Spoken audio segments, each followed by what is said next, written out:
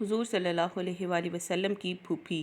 حضور صلی اللہ علیہ وآلہ وسلم کی پھوپھی اور حضرت حمزہ رضی اللہ کی حقیقی بہن حضرت صفیہ رضی اللہ کی تقریباً 60 سال کی عمر شریف تھی۔ غزوہ خندق کے موقع پر حضور نے سب مستورات کو ایک قلعہ میں بند فرما دیا تھا اور حضرت حسان بن ثابت رضی اللہ کو بطور محافظ ان میں مقرر فرما دیا تھا۔ یہودیوں نے اس موقع کو غنیمت جانا کہ حضور تو صحابہ سمیت مدینہ منورہ سے باہر تشریف فرما ہیں اور عورتیں قلعے میں تنہا ہیں، اس خیال سے یہودیوں کی ایک جماعت نے عورتوں پر حملے کا ارادہ کیا اور ایک یہودی حالات معلوم کرنے کے لیے قلعہ پر پہنچا۔ حضرت صفیہ نے کہیں سے دیکھ لیا اور حضرت حسان سے کہا کہ یہ یہودی موقع دیکھنے کے لیے آیا ہے، تم قلعہ سے باہر نکلو اور اسے مارو۔ حضرت حسان ضعیف تھے، ضعف کی وجہ سے نکل نہ سکے تو حضرت صفیہ نے خیمے کا ایک کونٹھا اپنے ہاتھ میں لیا اور خود نکل کر اس یہودی کا سر کچل دیا۔ پھر قلعہ میں آ کر حضرت حسان سے کہا